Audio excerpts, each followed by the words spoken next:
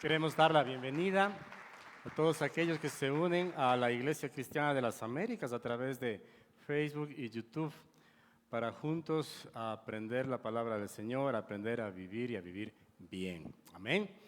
Una de las cosas más importantes en la vida de un creyente, o la más importante, sí, la más importante de la vida del creyente es la presencia de Dios en esa vida, ¿no es cierto?, en cada uno de nosotros. Hoy quiero tocar un tema que nos va a hacer que tengamos un cariño a la presencia de Dios. El tema de hoy es la presencia de Dios bendice. Amén. La presencia de Dios bendice. Hoy entonces, como iglesia, nosotros necesitamos entender que el Señor quiere estar con nosotros y eso se puede tornar en lo más precioso que nosotros podamos obtener como creyentes. En medio de nuestro día a diario, nuestro afán diario, las distracciones de la vida, las carreras, ¿no es cierto? Se corre, el estrés o las metas personales nomás, las cosas que aparentemente son buenas, pero que pueden distraer tal vez la presencia de Dios en nuestras vidas. Entonces hoy quisiéramos que al recurrir a la palabra de Dios entendamos que nuestra vida, nuestra casa y todo lo que hacemos debería estar siempre como resultado de la presencia de Dios en nuestras vidas. Así que le voy a invitar a que abra su Biblia en el libro segundo de Samuel, el capítulo 6. En primera instancia vamos a leer los 11 primeros versículos y lo voy a hacer de la traducción Reina Valera. Segunda de Samuel, capítulo 6, versículos 1 al 11. La escritura dice: David volvió a reunir a todos los escogidos de Israel, 30,000. Y se levantó David y partió de Balá de Judá con todo el pueblo que tenía consigo, para hacer pasar de allí el arca de Dios, sobre la cual era invocado el nombre de Jehová de los ejércitos, que mora entre los querubines. Pusieron el arca de Dios sobre un carro nuevo y la llevaron de la casa de Abinadab, que estaba en el collado. Y Usa y Ahío, hijos de Abinadab, guiaban el carro nuevo. Y cuando lo llevaban a la casa de Abinadab, que estaba en el collado, con el arca de Dios, Ahío iba delante del arca. Y David y toda la casa de Israel danzaban delante de Jehová con toda clase de instrumentos de madera de haya, con arpas, salterios, panderos, flautas y címbalos. Cuando llegaron a la era de Nacón, Usa extendió su mano al arca de Dios y la sostuvo, porque los bueyes tropezaban. Y el furor de Jehová se encendió contra Usa y lo hirió allí Dios por aquella temeridad, y cayó allí muerto junto al arca de Dios.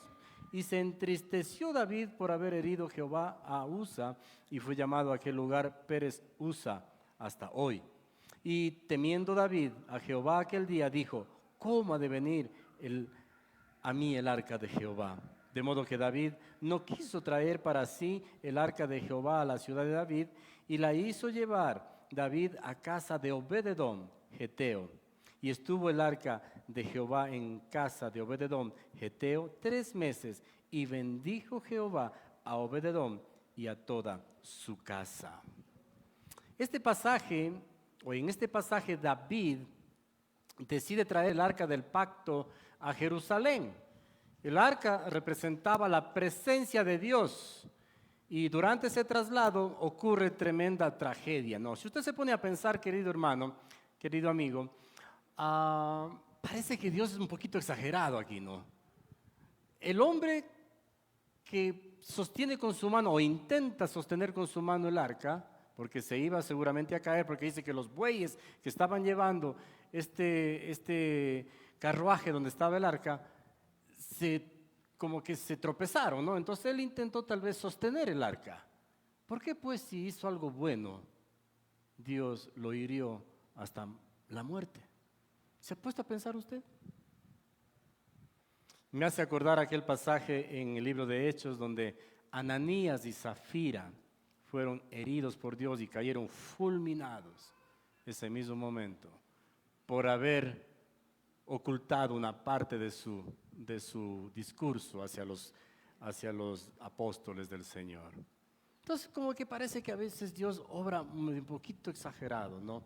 Porque Obed-Edom yo no veo que haya mala intención aquí. Pero ¿sabe qué, querido hermano? La palabra de Dios sí nos enseña a entender lo que sucedió y por qué se registra en las Escrituras para que nosotros podamos sacar un provecho de aquello. Dice la Biblia, no se olviden el último versículo que hemos leído, el 11 y el 11, que el arca, al ser llevada a la casa de Obed-Edom, dice que ocasionó, así como una desgracia, por así decir, con este personaje llamado Usa. En cambio, con Obed-Edom trajo mucha bendición. Tanta bendición que alcanzó para toda su casa, no solamente para él, sino para toda su casa. Entonces aquí vemos dos puntos diferentes o dos situaciones diferentes, con reacciones diferentes y con finales también diferentes. Por el un lado, Usa, que no malintencionado, pero que recibió una, por así decirlo, maldición, y Obed-Edom, que recibió bendición no solamente para él, sino para toda su casa. ¿Por qué esa diferencia? Porque al uno sí, porque al otro no. Estaba más que claro, queridos hermanos, que el desconocimiento, la desobediencia y la forma ligera de obrar de Asa y toda su familia trajeron este tipo de maldición, por así decirlo. Y lo contrario, a Obed-Edom, este corazón dispuesto, este sentido de obediencia, de honra a Dios, le trajo esta bendición. Ahora, yo quisiera compartir con ustedes entonces 3 verdades acerca de la presencia de Dios, teniendo como ejemplo a Usa, a Obed-Edom y al propio David, que son los personajes de esta historia que hemos narrado. 3 verdades entonces sobre la presencia de Dios. Primera, no podemos tratar la presencia de Dios con ligereza. Versículos 6 y 7 que hemos leído, dice: cuando llegaron a la era de Nacón, Usa extendió su mano al arca de Dios y la sostuvo porque los bueyes tropezaban. Y el furor de Jehová se encendió contra Usa y lo hirió allí Dios por aquella temeridad, y cayó allí muerto junto al arca de Dios. David quiso hacer lo correcto, ¿no es cierto? Él dijo: mire, lo que está pasando es lo siguiente, queridos hermanos. Para entender un poquito este texto hay que ir al contexto. El rey David, que ahora es rey, él había vivido mucho tiempo escondido, apartado, huido del rey Saúl. Entonces lo que sucedió es que David, habiendo sido ungido como rey cuando tenía 15 años, no pudo ejercer su reinado, sino unos 15 años después. Y pasó huido de la persecución de Saúl y por las propias circunstancias, ¿no? Sin embargo, David tenía un ejército, y un ejército grande, y lidiaba batallas. Se dice que algunas veces le tuvo muy cerca a Saúl y podía haberlo matado y él asumido el reinado. Pero él dijo: yo no voy a tocar al ungido del Señor. Entonces era una persona que tenía un corazón diferente. Se notó desde su niñez. Después, por guerras y todo esto, Saúl muere. Y entonces, ahora sí, Saúl es tomado y llevado para ser coronado como rey en la ciudad de Hebrón. Y este momento, lo que sucede con el pueblo de Israel es que comienza una guerra civil entre ellos. Los descendientes y los del ejército de Saúl, los que honraban la casa de Saúl, y los que honraban la casa de David. Aunque David no tenía casa, tenía cuevas, vivía en la cueva, ¿no es cierto? Pero ya había sido constituido rey. Entonces había una pugna, una guerra civil. Eso sucedió. Pero en todo esto el pueblo se ocupaba de todas estas situaciones, menos de la presencia de Dios. ¿Sabe cuántos años estuvo el arca después de que los filisteos devolvieron el arca, porque para ellos fue maldición? ¿Sí? Esta arca fue: llévense esta arca, yo no quiero saber nada. Ellos capturaron en una de las peleas el arca del pacto y se la llevaron pensando que era poderosísima para que ellos sean un ejército poderoso, pero Dios no permitió eso. Trajo maldición a este pueblo más bien. Entonces por eso ellos devolvieron el arca, y en vez del arca ser tomada por Saúl y puesta en un lugar a resguardo, con honra, con gloria, la mandaron a la casa de uno de los levitas llamado Abinadab. Este hombre levita, en todo caso, era alguien importante, ¿no es cierto? Dijo, bueno, voy a ungir a mi hijo Eleazar para que él se encargue del cuidado. ¿Y sabe cuánto tiempo pasó ahí? 20 años. Ahí escondida. Esto me hace acordar a mí o recordar a mí cuando tuvimos este tiempo de pandemia y nos congregábamos aquí cerca. Después que sabíamos que íbamos a estar un largo tiempo sin poder congregarnos en el lugar, ¿dónde ponemos las cosas? ¿Con qué pagamos la renta? ¿Y sabe qué? Usted tal vez no sabe esta historia, pero muchos de nosotros abrimos nuestras casas para guardar algunas cosas de la iglesia.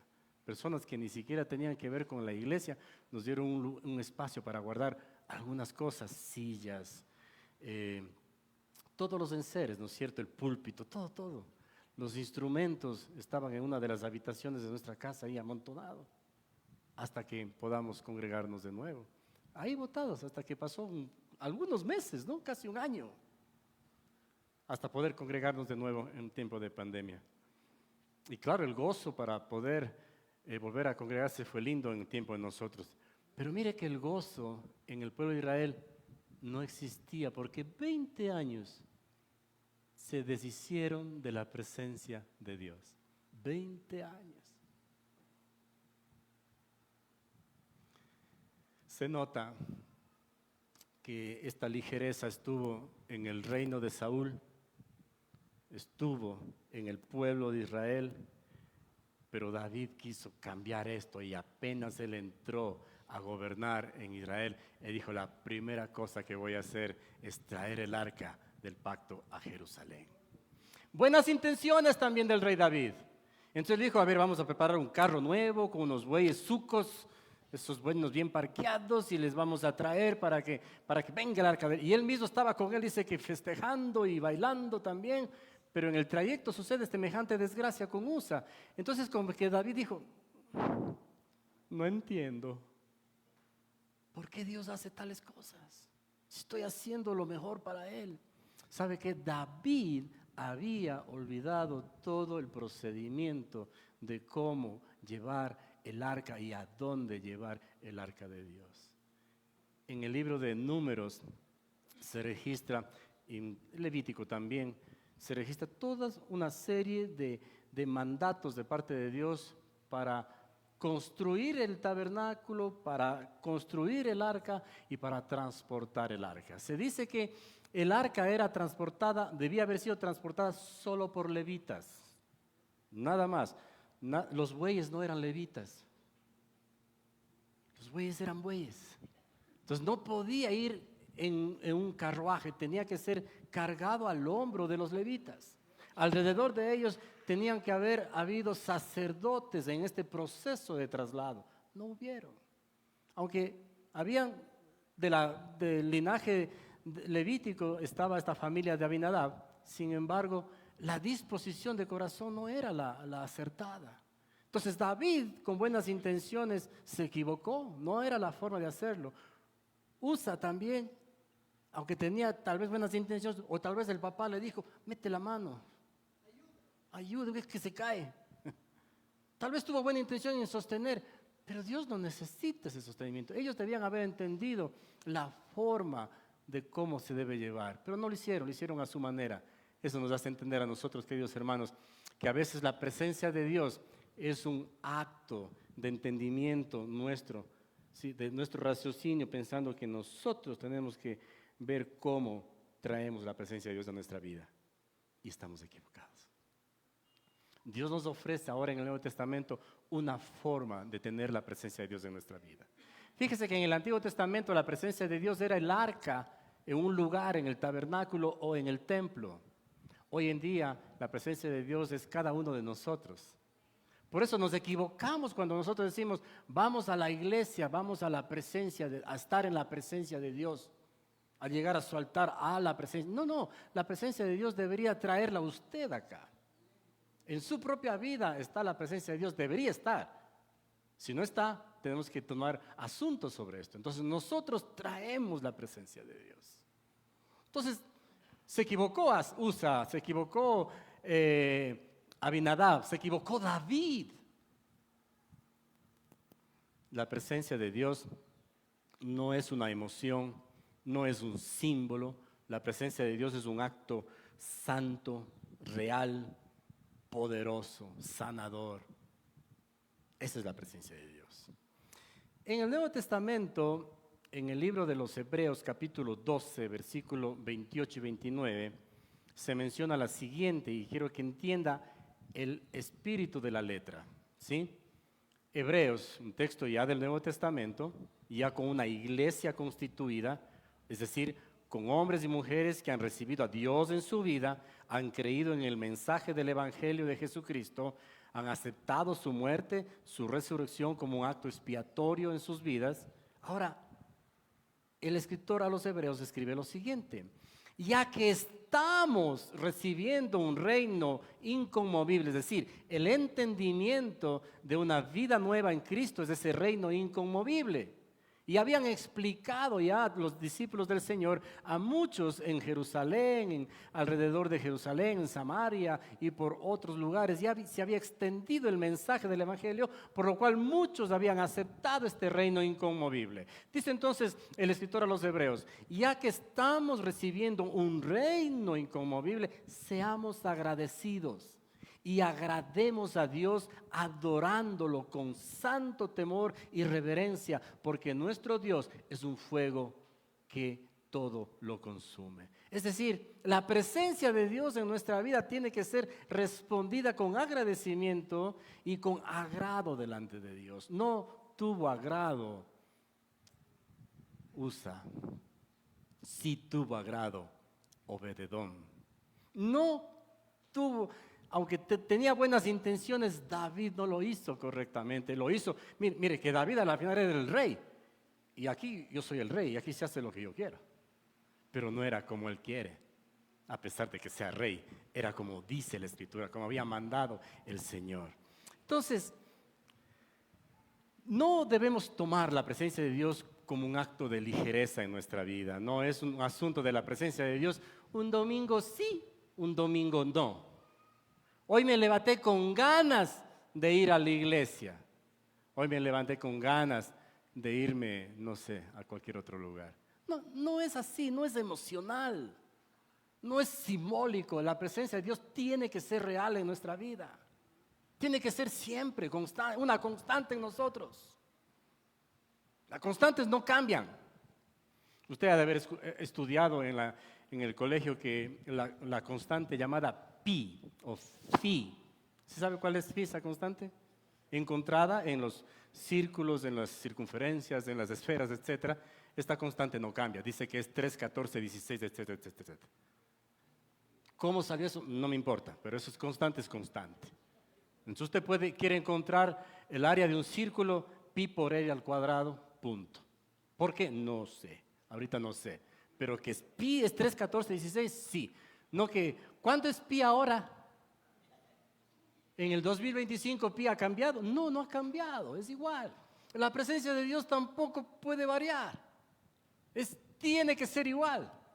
No es a mi manera, no es como yo pienso, como yo quiero, como hemos evolucionado en el tiempo. No, la presencia de Dios como es, punto. Y lo dice la Escritura. En el Antiguo Testamento tenía que ser venerada, honrada y llevada incluso a donde está el pueblo de una manera. Porque ¿sabe qué? El pueblo de Dios no era capaz de sostener una relación personal con Dios. Por esto el Señor dice, así lo van a hacer. De esta manera. Y hay leyes para sostener esta presencia de Dios. Así tenía que ser el tabernáculo, las paredes de esta forma, columnas cada cuatro, la carpa tenía que ser con este material. Así, Dios dio todo. El arca tenía que medir tanto por aquí, tanto por acá, tanto de alto. Todo lo dijo el Señor. Y no por ahí un carpintero. A mí no me parece. Yo voy a hacer más bien, no voy a poner 2 querubines aquí, voy a poner 2 monos. 2 monos con el rabo así. No, Dios ya dio las instrucciones. Y Dios dijo, así se va a hacer y así mi presencia va a estar con ustedes. Entonces, ellos tenían que aceptar y honrar este mandato de Dios de cómo relacionarse. Ahora nosotros estamos en un ambiente mejor, supremamente mejor. Cristo dijo, la presencia de Dios ahora está en ustedes. Las he traído a ustedes. El Padre y yo somos uno solo y los dos moramos en ustedes. Ahora dice, ustedes se han convertido en templo del Dios viviente. Entonces no, este no es el templo. Si usted sale de aquí, la presencia de Dios no está porque ninguno de nosotros estamos aquí. Pero usted llega, entonces cada uno de nosotros trae la presencia de Dios. Entonces no podemos obrar o actuar, ni siquiera pensar con ligereza cuando se trata de la presencia de Dios. Muchos quieren las bendiciones de Dios, la presencia de Dios, pero no el compromiso, no la santidad. Muchos queremos la bendición de Dios, pero no estamos o no somos capaces de honrarle a Él, de responder con agrado delante de Él. Le pregunto, querido hermano, querido amigo, ¿cómo está usted tratando la presencia de Dios en su vida? ¿Cómo es esta? ¿Hay un anhelo de vivir esa presencia diariamente y de reunirse con alguien que piensa igual que yo? Porque eso es la iglesia. Si voy a adorar junto con mi hermano, sí, pero Dios está en mi vida, estoy adorándole con mi proceder, con mi hablar, con mi actuar. Porque esto es un lugar para celebrar a Cristo. Pero usted está adorando la presencia de Dios en su vida cuando está afuera, cuando está en su trabajo, cuando está viajando. ¿Está la presencia de Dios? ¿Se nota la presencia de Dios ahí? Ojalá que así sea. Si estamos tomando la presencia de Dios como algo secundario, estamos obrando con ligereza y eso es lo que no quiere Dios de nuestras vidas. Entonces, recuerde, primera cosa, primera verdad, no podemos tratar la presencia de Dios con ligereza.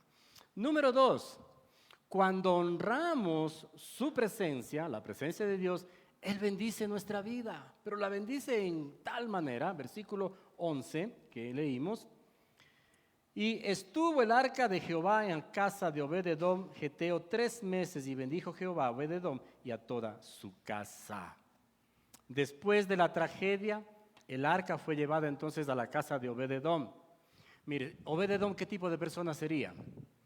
Si era una persona común y corriente que minimizaba la presencia de Dios y vio que murió una persona por sostener el arca, hubiese dicho, no, a mi casa no. Yo no quiero tales cosas en mi casa. Pero no, Obed-edom era una persona diferente. Él seguramente hizo un análisis rápido de lo que sucedió y habrá puesto a pensar su cabecita y habrá dicho, se equivocó este man. Y con todo respeto, hasta el rey se equivocó. Porque el arca del pacto debe ser honrada. Tal vez pensó eso. Y por eso tal vez llegó a la casa de él, ¿no? Tal vez todo fue circunstancial. Quizás David preguntó, ¿quién vive por ahí cerca? Porque no, con esta situación que pasó, yo no quiero el arca aquí, tengo hasta poco de temor. Veamos dónde le ponemos. Dice, Obed-edom vive por ahí. Allá, ahí, llévale allá. Y Obed-edom, ¿sabe qué responde? Con mucho gusto. Será un honor tener el arca del pacto en mi casa. Es más, tengo un lugar hermoso en mi casa. Voy a quitar todas esas cosas de la sala donde yo me siento y voy a ponerle ahí. No dijo, a ver, tengo una bodega por ahí, a ver si pongo por ahí esta cosa. No, él estaba emocionado. Tenía una actitud supremamente diferente a la de la familia de Abinadab. Él no era sacerdote, él no era rey, no era levita. Era un hombre dispuesto a dar honra a la presencia de Dios. El rey David era una persona muy importante en el reino, obviamente, pero antes de ser importante como rey, era una persona, un joven muy amado por el Señor. Tenía un corazón dispuesto también, pero también se equivocó. A él le llamaban el dulce cantor de Israel. Él cantaba canciones. Una de las canciones de él está en el Salmo 16:11. No estoy seguro si es antes de ser coronado rey que hizo esto o después. Yo creo que después.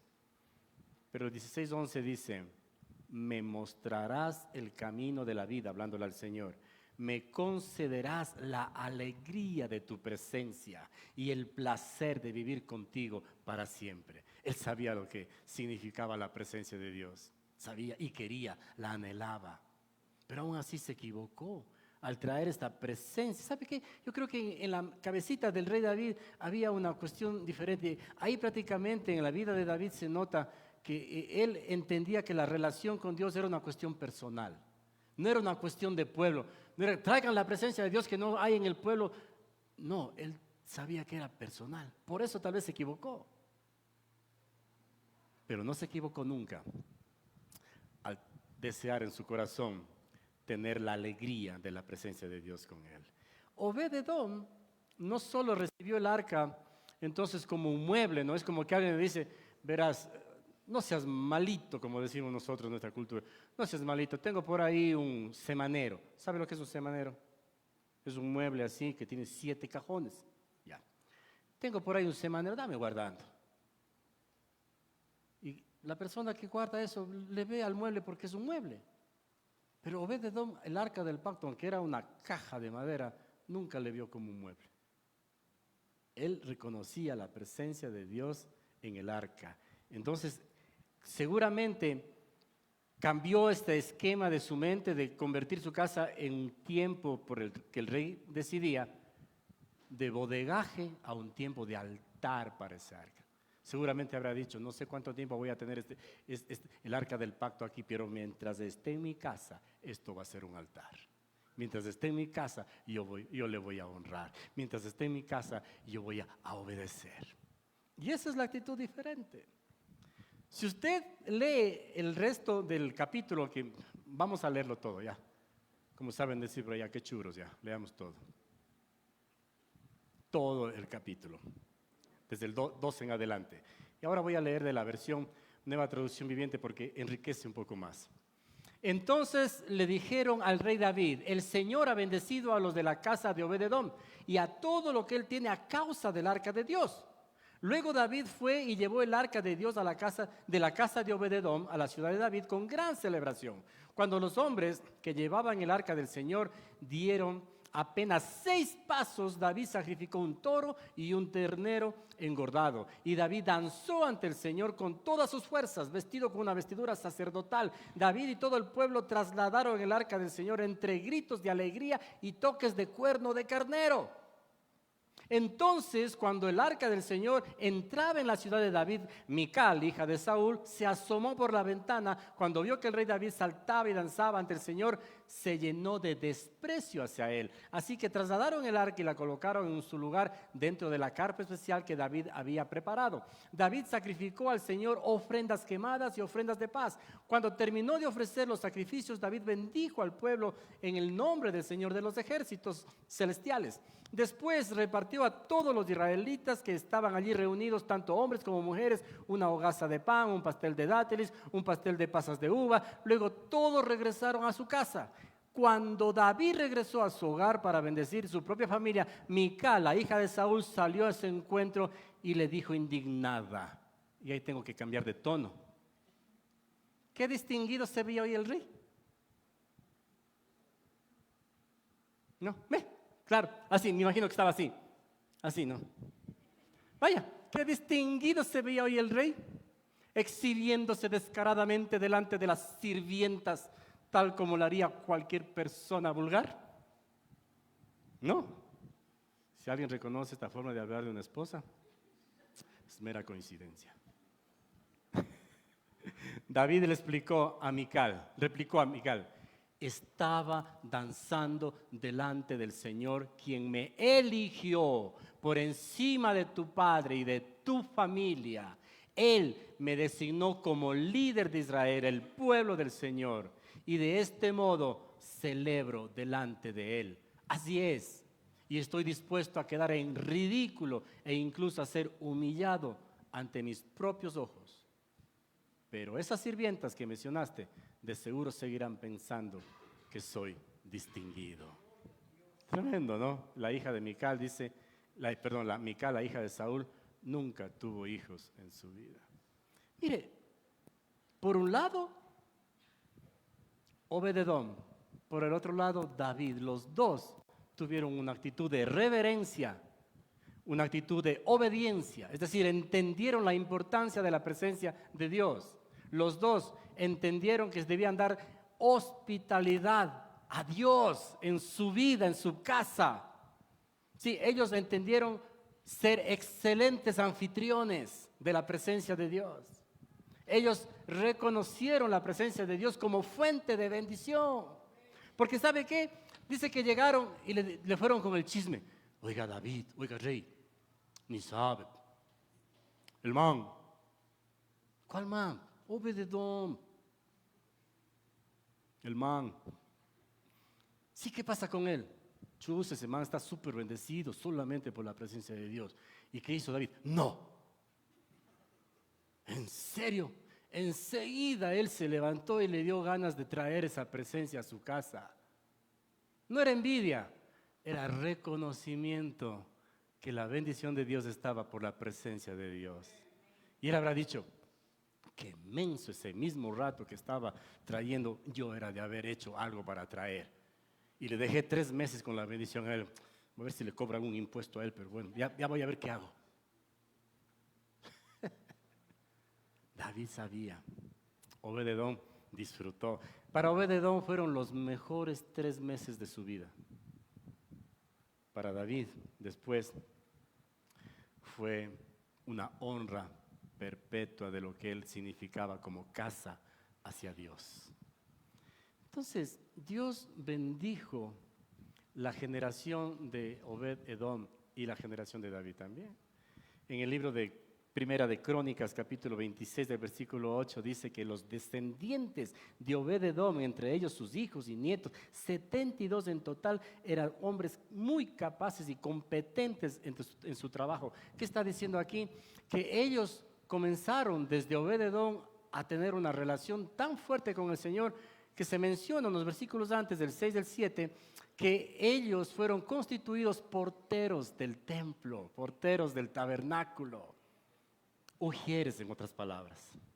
La casa de Obed-edom, estos 72 en total, fueron designados para guardar las puertas del lugar donde estaba el arca del pacto. Y todos, ¿qué dice la escritura? Fueron competentes. ¿Por qué? Porque todos fueron bendecidos. Comenzó con Obed-edom y se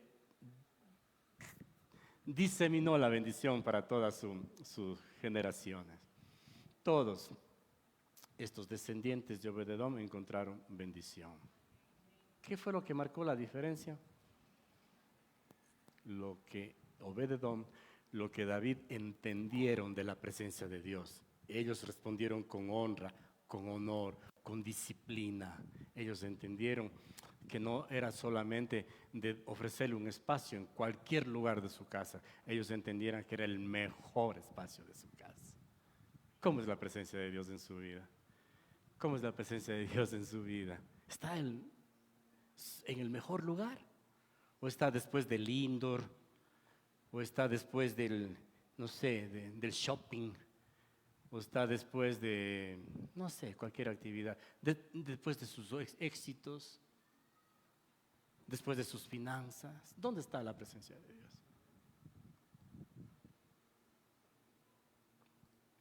Antes o después de su trabajo, antes o después de sus estudios. ¿En dónde está?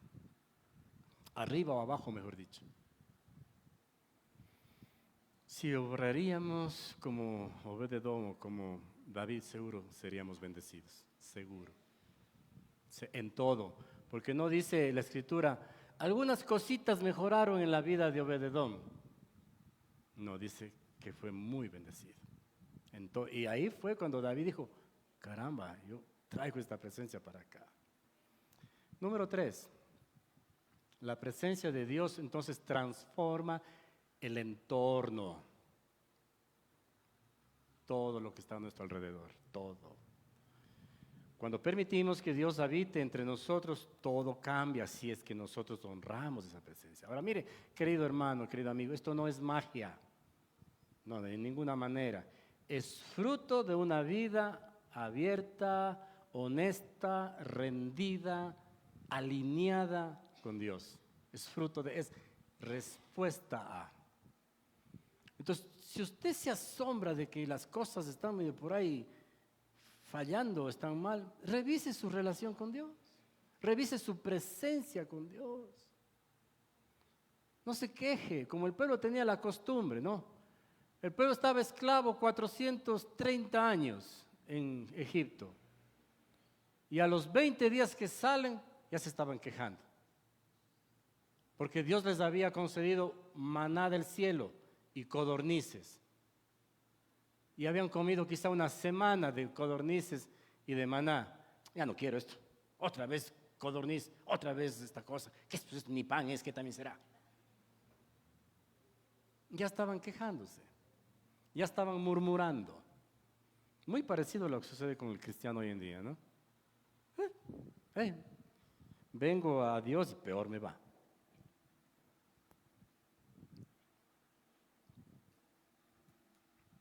Recuerda, esto no es magia, ni Dios un genio a su favor para bendecirle. La presencia de Dios debe ser honrada. Cuando usted y yo comencemos a honrar la presencia de Dios, la bendición de Dios estará en todo su alrededor. No implica que usted no tenga situaciones conflictivas, no, las va a tener, pero la presencia de Dios va a responder en todas las áreas de su vida, por solamente tomar la decisión de honrarle, de bendecirle. Solamente la bendición de un hombre obededón, de su disposición, de su obediencia, transformó a sus hijos y a sus nietos. Entonces, cuando veo un guambrito por ahí que es nieto de fulano, bendecido, tal vez es por lo que hizo su abuelo. Buena razón para nosotros llegar a nuestra adultez y bendecir y vivir una vida digna delante de Dios, honrar a Dios, hacer lo mejor de nuestra vida para Dios, porque muy probablemente nuestros nietos estén disfrutando de esa bendición. Amén. ¿Sí ve cómo se puede traspasar la bendición? Amén.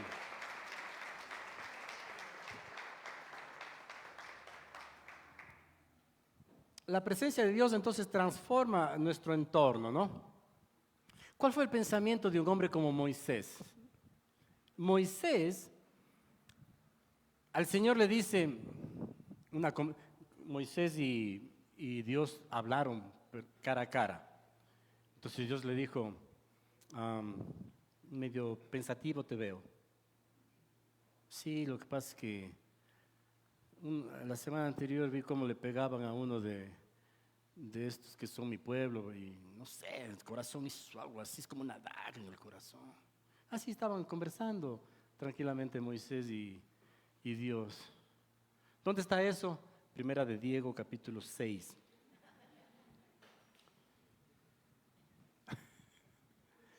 Y entonces Dios le dice, entiendo tu frustración, pero así como tú estás ofendido por esto, yo quiero que tú liberes a todo este pueblo. Tú tienes la carga, tú lo vas a hacer. Y Moisés dice, no lo sé, déjame pensar. Cuando toma la decisión Moisés, le dice, oye, Dios, necesito hablar contigo. Claro, le dice, ¿ya decidiste algo? Sí, la verdad, sí. Éxodo 33:15. Dice Moisés, si tu presencia no ha de ir conmigo, no nos saques de aquí. ¿Qué dice? Si tu presencia. ¿Qué es? El asunto de la presencia, querido hermano, es mantenerse allí. Eso es la presencia. Entonces, fulano de tal, presente. Fulano de tal, si no responde, ausente. Pero si sigue respondiendo, sigue estando presente. La presencia de Dios constante, ¿sí?, era sustancial para el plan que tenía Dios con Moisés. Moisés sabía esto, por eso dice, si no vas a estar con nosotros, si tu presencia no va a ir conmigo, entonces yo no voy a ningún lado. ¿Podemos nosotros decir hoy en día esto? Salimos de nuestra casa y le podíamos decir a Dios, Señor, voy al trabajo, otra vez tengo que encontrarme con el jefe, con esta jefa de recursos humanos que es una ogro. Otra vez tengo que ver la cara a esta. Pregunto, ¿sale usted con la disposición de llevar la presencia de Dios ahí? ¿O sale llevando la presencia de Sabemos. ¿Cuál se nota? Porque se nota la presencia de Dios en su vida. Usted llega y la gente sabe lo que está pasando. Este man, no sé, este man es raro. Yo en su lugar estaría diciendo y haciendo tales cosas. Y este hace esto. No lo entiendo. Hermanito es, por eso creo que es. Se nota la presencia. También se nota la presencia en sus discípulos. En el Nuevo Testamento se nota la presencia de Dios. Cuando los discípulos del Señor ya no estaban con Cristo Jesús, ellos comenzaron a hacer cosas muy similares. Dice que Pedro caminaba por ahí, por Jerusalén, y solamente la sombra que él ofrecía al piso, lo que sea por ahí, eso sanaba a la gente que estaba enferma, su sombra. En una ocasión, Pedro estaba caminando por ahí, un lugar que se llamaba el Pórtico de Salomón, y había una persona que estaba impedida de caminar. ¿Sí? Y este hombre le decía, mirándola a Pedro, decía, Pedrito, una limonita, ñaño, una limonita, alguna cosita. Y le pedía algo. Una limonita, una monedita. Y Pedro, que por cierto es el único pasaje en la Biblia que se nota que Pedro no oraba, le dice, no tengo plata ni oro, pero lo que tengo te doy. En el nombre de Jesucristo, levántate. Y ese hombre se levantó. ¿Y sabe qué? Fue tan famoso este acontecimiento, tan fuerte en la comunidad, que todos hablaban de esto. Decían el uno al otro, mira lo que hizo Pedro, ese Pedro, oye, wow, desde que Jesús ya no le veo por aquí, esto es lo máximo lo que vi con Pedro. No, tremendo. Se nota la presencia de Dios con el man. Se notaba la presencia de Dios con Pedro y con los discípulos del Señor. Pedro aprovecha esta situación y convoca un poco de gente y él da un discurso, ¿sí? Y en el discurso él explica lo que implica una relación con Dios, lo que significa la presencia de Dios en la vida de una persona que dice, creo en Jesucristo, lo acepto como mi Señor, creo que es mi Salvador. Pedro les comienza a explicar esto a todo este pueblo que miraron un milagro. Y dice en el versículo 19 de Hechos 3:19, la segunda parte dice, para que vengan de la presencia del Señor tiempos de refrigerio. Tiempos de refrigerio. Les está diciendo, lo que vamos a experimentar, lo que estamos viviendo con una relación con Dios, va a ser un tiempo de presencia de Dios con ustedes, pero será un tiempo de refrigerio. ¿Cómo es el refrigerio? Esto para mí es un refrigerio. Mire, estoy que me seco por lo que estoy hablando. Y tomar un sorbo de esto, no tiene idea lo refrescante que es esto. Antes de venir acá sabía que hacía calor, así es que me vine mojando la tutuma para que aguante un poquito el calor. Nosotros decimos tutuma a veces a esto, ¿no?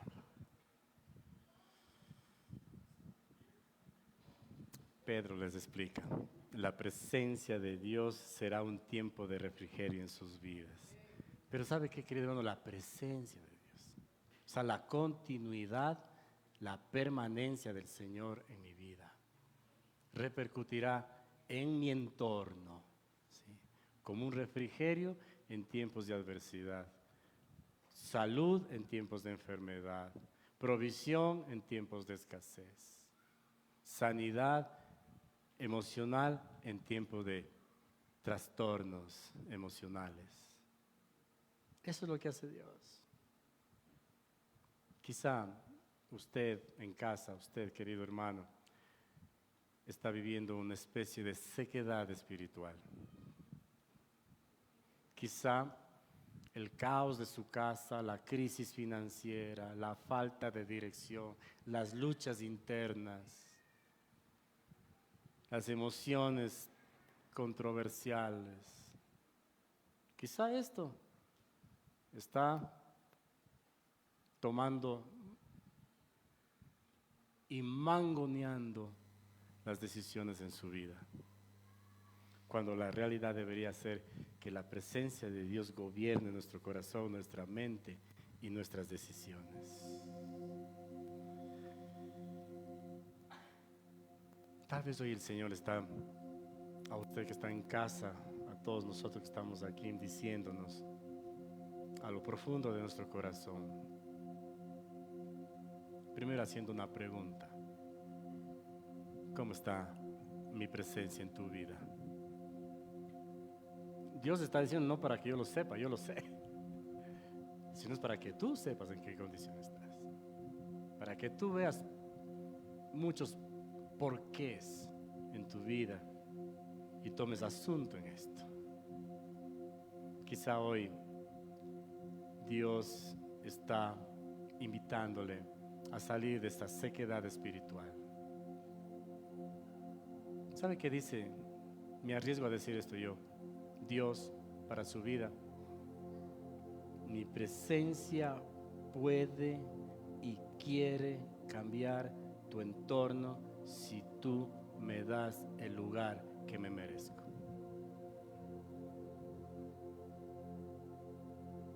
Tal vez Dios está diciendo: mi presencia puede, pero más que eso, quiere. Mi presencia quiere cambiar tu entorno si me das el lugar que me merezco. A usted que está en casa y a todos nosotros quisiéramos acompañarle en una pequeña oración. Cierre sus ojos. En casa, iglesia, también cerremos nuestros ojos por un momento. Digámosle: Señor, nos arrepentimos de haber tratado tu presencia con ligereza. Hoy quiero valorar tu santidad, valorar tu presencia en nuestras vidas, tu sanidad que viene a través de la salvación en Cristo Jesús. Hoy quiero obrar, actuar, hablar, pensar con reverencia cuando se trata de tu presencia. Y si a ti te place, Señor, bendice mi vida, mi familia, mi casa, mi descendencia, en el nombre de Jesús. Amén y amén. Que el Señor bendiga su vida y le esperamos cada semana acá en la Iglesia Cristiana de las Américas. Amén.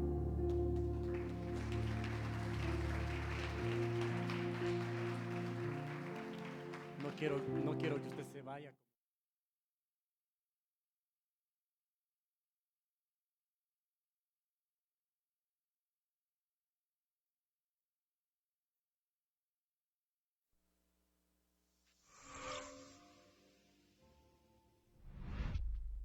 Estos son los anuncios de esta semana en la Iglesia Cristiana de las Américas. Debería ser Quédate con nosotros y entérate de todo lo que está por venir. Porque lo vamos a considerar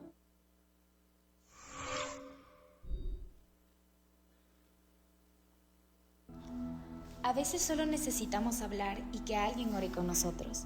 Este es tu espacio para eso. Un tiempo para abrir el corazón, escuchar, compartir y orar en comunidad. No estás solo, te esperamos para orar juntos.